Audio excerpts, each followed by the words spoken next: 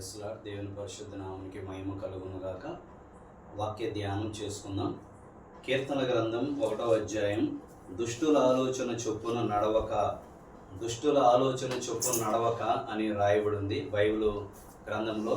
కీర్తన గ్రంథం 1వ అధ్యాయంలో మొదటి వచనం, దుష్టుల ఆలోచన చొప్పున నడవక అనగా, దుష్టులు అనగా దుష్టత్వంలో ఉన్నవారు, అంటే చెడుతనం కలిగిన వారు, చెడ్డ మనసు కలిగిన వారు అన్నమాట. దుష్టులు అనగా చెడ్డ మనసు కలిగిన వారి ఆలోచన చొప్పున, అంటే వారి మాటల చొప్పున, వారి ఆలోచన ప్రకారం మనం నడవకూడదని వాక్యం సెలవిస్తుంది. పాపుల మార్గమున నిలవక అనగా, పాపం చేసే వాళ్ళ మార్గంలో మనం నిలవకూడదని వాక్యం సెలవిస్తుంది. పాపం చేసే వాళ్ళ మార్గంలో, వ్యభిచరించే వాళ్ళ మార్గంలో, దొంగతనం చేసే వాళ్ళ మార్గంలో, అనేకులను దోచుకునే వాళ్ళ మార్గంలో ఉండకూడదని దేవుని వాక్యం సెలవిస్తుంది. అలాగ చేసేవాళ్ళు అగ్ని ఆరదు, పురుగు చావదని రాయబడిన ప్రకారం క్రిందనున్న పాతాళమును తప్పించుకొనవలనని బుద్ధిమంతుడు పరమునకు పో జీవమార్గం నడుచుకుని రాయబడింది. క్రింద పాతాళం అనేది ఒకటి ఉంది, అందులో అది నరకం అన్నమాట. ఆ నరకానికి వెళ్ళేవారు, ఈ పాపం చేసిన వారు నరకానికి వెళ్తారన్నమాట.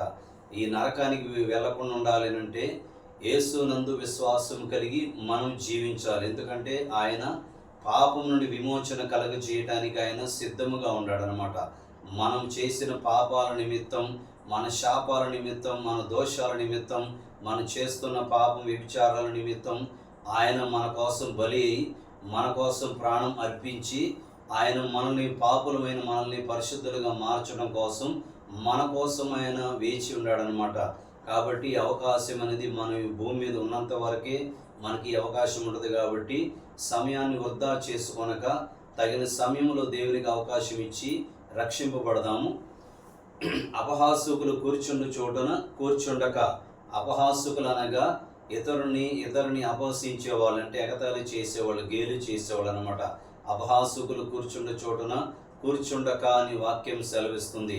అపహసించేవాళ్ళు, ఇతరుని అపహసించే వాళ్ళ మార్గంలో వారు కూర్చునే చోటను కూర్చుండకూడదని వాక్యం సెలవిస్తుంది. ఎందుకంటే దేవుడు తన పోలిక చొప్పున ఆయనలాగా మనల్ని కలుగు చేశాడు. కాబట్టి ఇతరులను మనం అపహసిస్తున్నామంటే దేవుణ్ణి అపహసించినట్టే దీనికి అర్థం అన్నమాట. కాబట్టి వారు కూర్చుండే చోటను మనం కూర్చుండకూడదు, వారి మార్గంలో మనం ఉండకూడదు, వారు అపహసించినట్టు మనం ఇతరుని అపహసించకూడదు. అలా ఉండకూడదని దేవుని వాక్యం సెలవిస్తుంది.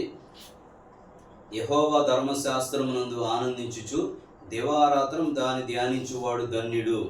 యెహోవా ధర్మశాస్త్రం అనగా మనకి ఇయ్యబడిన బైబిల్, ఈ వాక్యం అన్నమాట. ఈ ధర్మశాస్త్రం అనగా ఈ బైబిల్ అన్నమాట. ఈ వాక్యం మనకి ఇయ్యబడింది. యెహోవా ధర్మశాస్త్రమునందు ఆనందించుచు దివారాత్రం దాన్ని ధ్యానించువాడు ధన్యుడు అని రాయబడింది. కాబట్టి ఈ వాక్యాన్ని ధ్యానించేవాడు, వినేవాడు, ఆ ప్రకారం జీవించేవాడు ధన్యుడిని వాక్యం సెలవిస్తుంది. కాబట్టి ఈ ధర్మశాస్త్రం ప్రకారం ప్రతి ఒక్కరూ జీవించి ధన్యులుగా మారాలని దేవుడు కోరుకుంటున్నాడు అనమాట. అందరూ ధన్యులుగా మారాలని దేవుడు కోరుకుంటున్నాడు. కాబట్టి ఇలాంటి ధన్యత దేవుడు మనకి ఇచ్చాడు. కాబట్టి అవకాశాన్ని మనము వినియోగించుకున్నట్టుగా మనము ఆశపడదాం. మనము దివారాత్రం దాన్ని ధ్యానించేవాడు ధన్యుడు. దివారాత్రం అనగా రాత్రి పగలనమాట. రాత్రి అనగా పగలనక ఈ వాక్యాన్ని ధ్యానం చేసేవాళ్ళు ధన్యులు అని వాక్యం సెలవిస్తుంది. ఎందుకనగా ఈ వాక్యాన్ని రాత్రి అనక పగలనక ధ్యానం చేయడం వలన మనకి ఆశీర్వాదము, ఆరోగ్యము. ఈ వాక్యాన్ని ధ్యానం చేస్తే మనలో జ్ఞానం పెరుగుతుంది, పరిశుద్ధత పెరుగుతుంది, పాపం అనేది క్షమించబడుతుంది అన్నమాట. మనం పరిశుద్ధమైన మార్గములో నడుస్తాం. మనం అన్ని విషయాల్లో ఆశీర్వదించబడతాం. ఎందుకంటే వాక్యం అనేది మనం చదివి విని ఆ ప్రకారం నడుచుకుంటే మనకి ఆశీర్వాదము. అతడు నీటి కాలువలు ఎవరు నాటబడినదై, అతడు అనగా ఎవరైతే ఈ వాక్యాన్ని ధ్యానం చేస్తుంటారో వాళ్ళు యోరవటను అనగా మంచి నీటి కాలువలు ఒడ్డున నాటబడిన ఒక పచ్చని చెట్టు వలె ఉంటారని వాక్యం సెలవిస్తుంది. అలా నాటబడిన చెట్టు, మంచి నీళ్ళ కాలువ ఒడ్డున నాటబడిన చెట్టు ఎప్పుడు పచ్చగా చిగురిస్తూ ఉంటుంది అనమాట.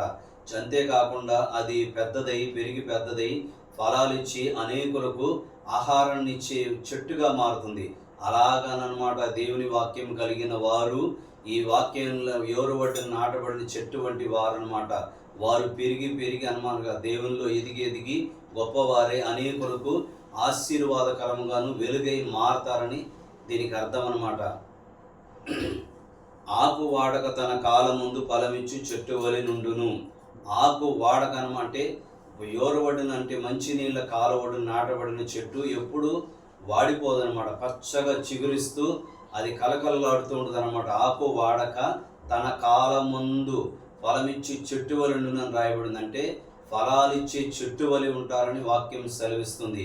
ఎవరంటే ప్రభునందు విశ్వాసం ఉంచి ఆయనలో నిలబడి విశ్వాసం ఉంచిన వారు బలపడి చక్కగా నిలబడిన వారు అన్ని విషయాల్లో ఆశీర్వదించబడతారు.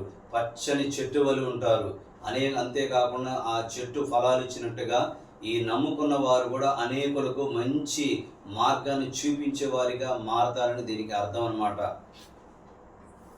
అతడు చేయనంతయు సఫలమగును. అతడు అనగా ప్రభువునందు విశ్వాసం ఉంచిన వాడు అతడు చేయనంతయు సఫలమగునని రాయబడిన ప్రకారం ప్రభువునందు ఎవరైతే విశ్వాసం ఉంచి అన్ని విషయాల్లో దేవునికి అవకాశం ఇచ్చి అన్ని విషయాల్లో దేవుని వాక్యానుసారంగా ఆత్మానుసారంగా జీవిస్తుంటారో అతడు చేయనంతయు సఫలమగునని రాయబడిన ప్రకారం అతడు చేసేదంతయు దేవుడే సఫలపరుస్తుంటాడు అన్ని కార్యాలు. కాబట్టి దేవుని యందు విశ్వాసం ఉంచిన ప్రతి ఒక్కరూ ఆయనలో నిలబడి చక్కగా నిలబడాలి. వంగిపోకూడదు, ఏ విషయంలో కూడా పడిపోకూడదు.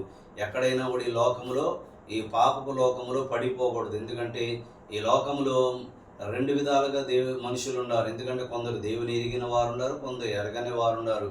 ఆయనకి అవకాశం ఇవ్వాలి. అందరికీ యేసుక్రీస్తు అందరికీ ప్రభు అని వ్రాయబడింది. కాబట్టి ఆయన అందరినీ ఆహ్వానిస్తున్నాడు, అందరినీ పిలుస్తున్నాడు. ఎందుకంటే అందరూ పాపములో నశించిపోకుండా అందరూ రక్షింపబడాలి, అందరూ పరిశుద్ధంగా జీవించాలి, అందరూ నరకం నుండి తప్పించుకోవాలి, అందరూ మంచి మార్గములు నడవాలి, ఆయన రాజ్యంలోనికి ప్రవేశించాలనేది దేవుని ఆశ, దేవుని చిత్తం. కాబట్టి ఈ దుష్టుల ఆలోచన చొప్పున నడవకూడదని రాయబడిన ప్రకారం దుష్టులనగా చెడ్డ పనులు చేసేవాళ్ళు, చెడ్డ మాటలు మాట్లాడేవాళ్ళు, చెడు మార్గంలో నడిచేవాళ్ళు అనమాట. వాళ్ళ ఆలోచన చొప్పున మనం నడవకూడదు. వాడు చేసే చెడ్డ పనులు మనం పాలు పంపులు పొందకూడదు. మంచివారిగా మనం జీవించాలి.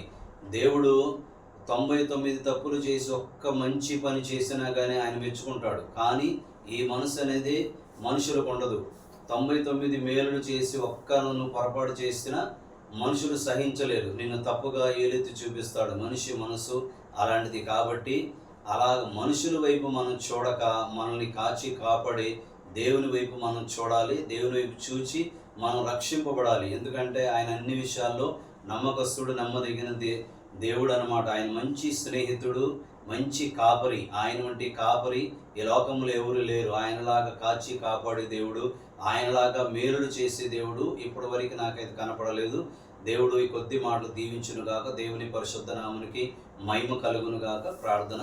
ప్రేమ కలిగిన యేసయ్య, దయ కలిగిన తండ్రి, పరిశుద్ధుడా, మంచి కాపరి, వందనములు, స్తోత్రములు, స్తుతులు నీ పరిశుద్ధమైన నామునికి చెల్లించుకున్నాం ప్రభువా.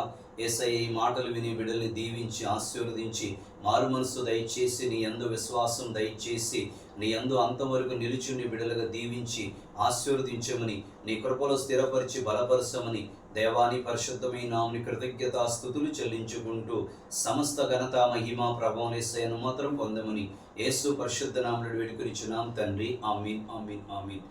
Praise the Lord. దేవుని నామమునికి మహిమ కలుగును గాక.